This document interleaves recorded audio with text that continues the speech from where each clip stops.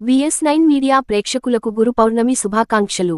అష్టాదశ పురాణాలు రచించి మానవాళికి అందించిన వేదవ్యాసుని జన్మదినం ఆషాఢశుద్ధ పౌర్ణమి.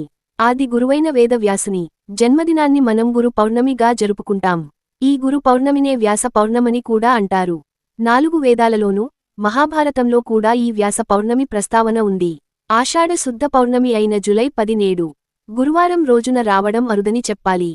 గురు పౌర్ణమి పురస్కరించుకుని రాష్ట్ర వ్యాప్తంగా సాయిబాబా ఆలయాలలో ప్రత్యేక పూజలు అభిషేకాలు నిర్వహిస్తున్నారు. అదేవిధంగా వ్యాసమూర్తికి పంచామృత అభిషేకాలు నిర్వహించారు. ఈ గురు పౌర్ణమి పురస్కరించుకుని వేలాదిగా భక్తులు బాబా దర్శనాన్ని చేసుకుంటూ తీర్థప్రసాదాలు స్వీకరిస్తున్నారు. ఈ సందర్భంగా ఆలయాల కమిటీ నిర్వాహకులు ప్రత్యేక ఏర్పాట్లు చేశారు. ఓం సాయి, శ్రీ సాయి, జయ జయ సాయి.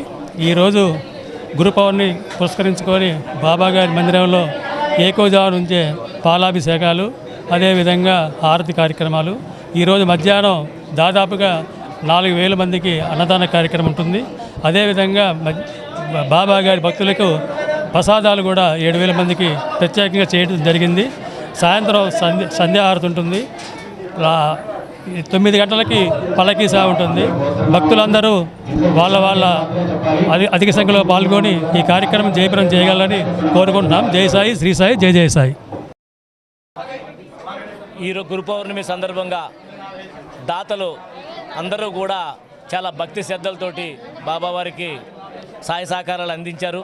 వారందరికీ కూడా అష్ట ఐశ్వర్యాలు, ఆయుధారోగ్యాలు, భోగభాగ్యాలు, సిరి సంపదలు కలగజేయాలని వారందరి తరఫున బాబా గారిని మనస్ఫూర్తిగా కోరుకుంటూ ఈ అవకాశం కల్పించినటువంటి ఆ షిరిడి సాయినాథుడికి నేను జీవితకాలం రుణపడి ఉంటాను. ఈ అవకాశం కల్పించినటువంటి దాతలందరికీ కూడా మరొకసారి శిరస్సు వంచి నమస్కారం చేసుకుంటూ సెలవు తీసుకుంటున్నాను. జై శ్రీరామ్, జై సాయిరామ్. ఓం సాయి, శ్రీ సాయి, జై జై సాయి. మన భద్రాచల షిరిడి సాయిబాబా వారి మందిరంలో ఈరోజు మనం గురు పౌర్ణమిని పురస్కరించుకుని ఉదయం 5 గంటల నుంచి కూడా ఎంతో అంగరంగ వైభవంగా ఈరోజు స్వామివారిని కాగడా హారతితో మనం శ్రీ బాబావారిని మేలుకొల్పడం జరిగింది. ఉదయం 5 గంటల నుంచి కూడా 5 గంటల 45 నిమిషాల వరకు కాగడా హారతి అనంతరం ఉదయం 6 గంటల నుంచి కూడా ఈరోజు గురువార సందర్భంగా.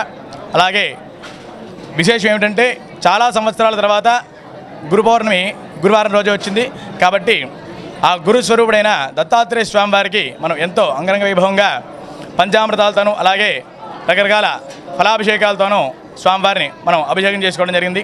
శ్రీ అనగా సమేత దత్తాత్రేయ స్వామివారి అభిషేకానంతరం మన శ్రీ భద్రాచల షిరిడి సాయిబాబా వారి మందిరంలో వేయించేసి ఉన్న శ్రీ బాబావారి మూలమూర్తికి కూడా మన గ్రామంలో ఉన్న భక్తులందరి స్థితి కూడా ఎంతో వైభవపేతంగా స్వామివారికి క్షీరాభిషేకాలు నిర్వహించబడ్డాయి. అదేవిధంగా ప్రతి గురు పౌర్ణమి చెప్పినట్లుగానే ప్రతి సంవత్సరం జరిగినట్లుగానే మధ్యాహ్నం 12 గంటల నుంచి కూడా దాదాపు 4,000 మంది వరకు కూడా భక్తుల ఆర్థిక సహకారంతో మన మందిరం నుంచి అన్నదాన కార్యక్రమం జరుగుతోంది. అదేవిధంగా బాబావారిని దర్శించుకునే దాదాపు 5,000 నుంచి 6,000 మంది భక్తుల దాకా ప్రసాద వితరణ చేస్తున్నాం. అదేవిధంగా ఎవరికైతే జాతకంలో గోచారంలోనూ అలాగే గ్రహచారంలో కూడా బృహస్పతి గ్రహ దోషాలు ఉంటాయో అలాగే కలత్రపీడ ఎక్కువగా ఉంటుందో వారందరూ కూడా ఈ పుణ్యతిథి నాడు, ఈ గురు పౌర్ణమ పుణ్యతిథి నాడు ఎవరైతే శ్రీ స్వామివారిని అలాగే అనగా సమేత దత్తాత్రేయ స్వామివారిని కూడా దర్శిస్తారో వారికి అన్ని దోషాలు కూడా పోతాయని చెప్పి గురు చరిత్రలో అలాగే శ్రీ దత్తాత్రేయ వారి చరిత్రలో కూడా లిఖించబడి ఉంది. అయితే మనకి గురువు ప్రథమంగా సదాశివ సమారంభం వ్యాసశంకర మధ్యమం అస్మత్ ఆచార్య పర్యంతం వందే గురు పరంపరం అన్నారు. అంటే సదాశివుడు ప్రథమ గురువు, తర్వాత శివుడు శంకరోత్పాదులుగాను అలాగే వ్యాస మహర్షిగాను విష్ణువు వచ్చారు. వారి అనంతరం లోకోద్ధరణ కొరకు చాలామంది గురువులు అవతారణం తీసుకున్నారు. అలాగే వారందరిలో కూడా ఎంతో ప్రథమమైన వారు శ్రీ సాయిబాబా వారు. వీరు ఆనాటి కాలం నుంచి కూడా షిరిడి గ్రామంలో వేయించేసి తన వద్ద వచ్చిన భక్తులందరినీ కూడా ఎంతో ఆదరణతో వారి సమస్యలన్నీ కూడా బాధింపజేశారు. కావున భక్తులందరూ కూడా ఈ పుణ్యతిథి రోజున గురువుని ఎవరైతే దర్శిస్తారో, గురువుకి ఎవరైతే అర్చన చేస్తారో, ఈరోజు ఈ పుణ్యతిథి రోజు ఎవరైతే అన్నదానానికి తోడ్పడతారో వారందరికీ కూడా సమస్త సౌఖ్యాలు కలుగుతాయని వినజేస్తున్నాము. ఓం సాయి, శ్రీ సాయి, జై జై సాయి.